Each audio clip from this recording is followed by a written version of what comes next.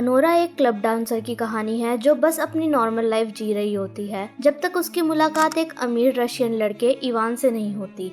ये फिल्म उन दोनों की क्रेजी और कॉम्प्लिकेटेड मैरिज के बारे में है। स्टोरी स्टार्ट होती है ब्रुकली के रशियन अमेरिकन एरिया में एक क्लब है जहां अनोरा काम करती है। वो क्लब में क्लाइंट्स एंटरटेन करती है और अपनी फ्रेंड के साथ मजाक मस्ती भी करती है। एक दिन उसका बॉस जिमी उसे एक नए क्लाइंट इवान के पास ले जाता है। पहले तो इवान उसके लिए एक नॉर्मल क्लाइंट होता है, पर दोनों क्लब के बाहर मिलने का प्लान बनाते हैं। थोड़े दिन बाद इवान अनोरा को अपने लग्जरी मैंशन में बुलाता है। अनोरा एकदम शॉक हो जाती है क्योंकि इवान की लाइफ बहुत ही रॉयल और रिच होती है। तब उसे पता चलता है कि इवान एक रशियन बिलियनर का बेटा है, पर उसको रशिया जाना पसंद नहीं। वो अमेरिका में ही अपनी लाइफ एंजॉय करना चाहता था। धीरे धीरे इवान और अनोरा ज्यादा टाइम स्पेंड करने लगते हैं। एक दिन इवान उसे एक वीक तक अपनी गर्लफ्रेंड बनाने का ऑफर देता है, जिसके बदले वो उसे $10,000 देता है।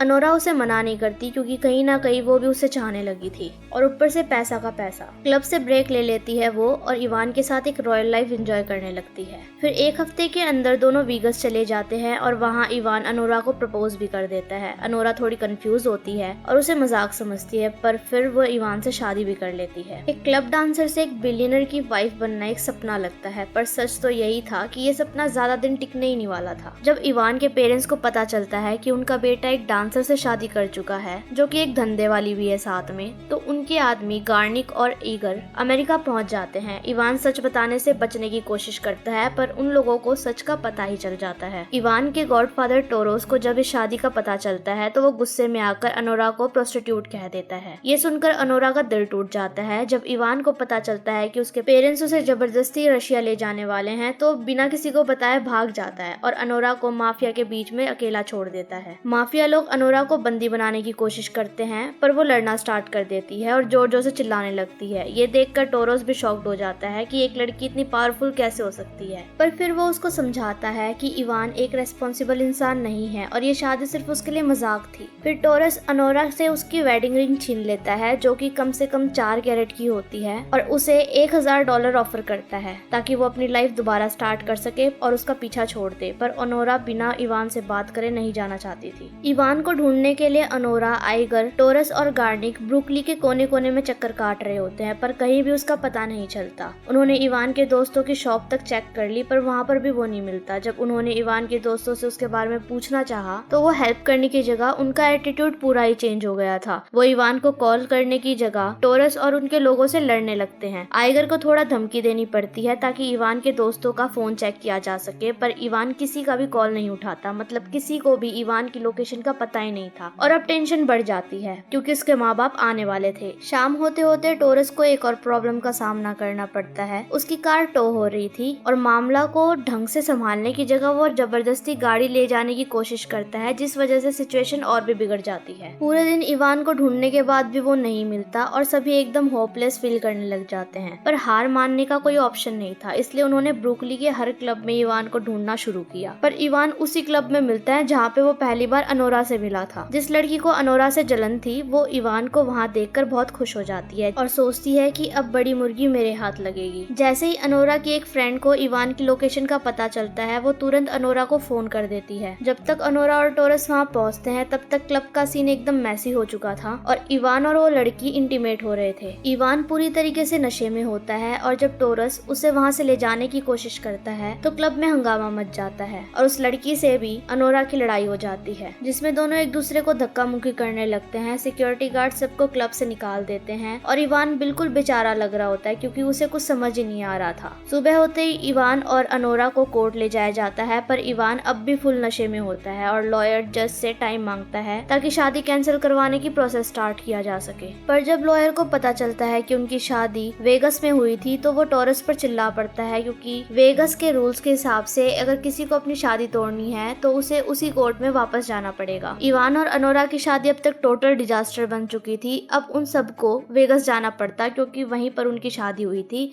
और वहीं से डिवोर्स प्रोसीजर भी स्टार्ट हो सकता था। टोरस इवान पर चिल्लाने लगता है कि तुम वेगस कब पहुंच गए, मुझे तो पता ही नहीं था। अब तुम्हारे पेरेंट्स मेरा हाल क्या करेंगे वो मुझे नहीं पता। टोरस तुरंत एक्शन में आता है और इवान और अनोरा को उसके पेरेंट्स के पास ले जाने लगता है। अनोरा नहीं चाहती थी ये सब हो, पर उसके पास कोई और चॉइस ही नहीं थी। वो बीच बीच में इवान को समझा भी रही थी कि तुम मना कर देना, हम मना लेंगे तुम्हारे पेरेंट्स को। पर उसका तो नशा ही नहीं उतरा हुआ होता। जब सब एयरपोर्ट पहुंचते हैं तो टोरस इवान के पेरेंट्स का इंतजार कर रहा होता है, वो भी डर डर के। इवान की माँ जैसे ही आती है वह अनोरा की तरफ तो देखना भी पसंद नहीं करती। अनोरा उम्मीद कर रही थी कि शायद वो उसकी बात सुने, पर इवान की माँ एकदम रूड और कोल्ड होती है। उसने सीधा कह दिया, मैं अपने बेटे की शादी एक ऐसी लड़की से नहीं होने दूंगी जो हमारी इज्जत मिट्टी में मिला दे और जो एक प्रोस्टिट्यूट थी और क्लब में काम करा करती। नहीं नहीं नहीं, बिल्कुल भी नहीं। ये सुनकर अनोरा का दिल एकदम टूट जाता है। नशा उतरने के बाद इवान अपनी माँ की बात सुनता है और बिना किसी हेजिटेशन के प्लेन की तरफ बढ़ जाता है, जैसे उसे कोई फर्क ही नहीं पड़ता कि ये शादी टूट रही है। उसने अनोरा से एक शब्द तक नहीं बोला और ना उसकी तरफ देखा। उस वक्त अनोरा को रियलाइजेशन होता है कि इवान के लिए वो सिर्फ एक टेम्परेरी टॉय थी। उसने इवान को मनाने की कोशिश भी करी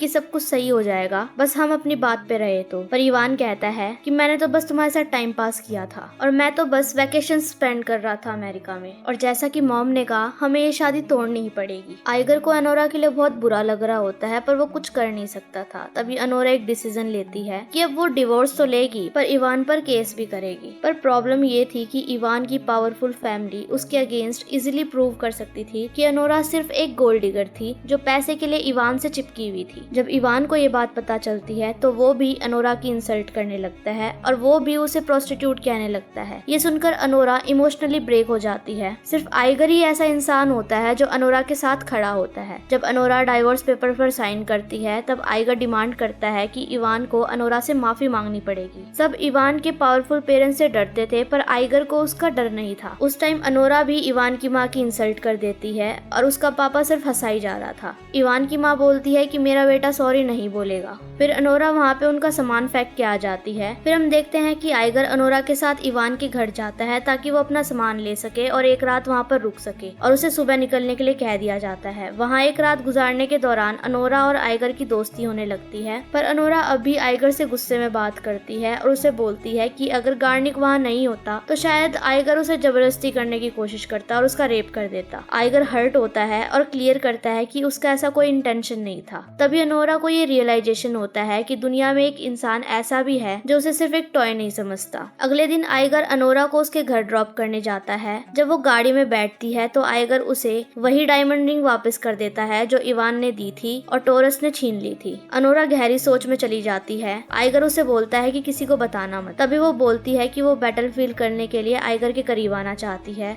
पर जैसे ही आइगर उसके करीब आता है अनोरा रोने लग जाती है। उसने रियलाइज किया कि आइगर ही सिर्फ ऐसा इंसान है जो उसे इंसान समझ रहा है, ना कि प्रोस्टिट्यूट। वो उनका एक इमोशनल मूवमेंट था। अनोरा सिर्फ रोते ही जा रही होती है और आइगर सिर्फ उसे देख रहा होता है और यहीं पर ये मूवी खत्म हो जाती है। अगर आपको इस टाइप की मूवीज और भी पसंद है और वेब सीरीज भी पसंद है तो मेरे चैनल को सब्सक्राइब करना और मेरी वीडियो को भी लाइक करके जाना और अपने रिव्यूज भी कमेंट सेक्शन में जरूर छोड़ के जाना। Bye bye.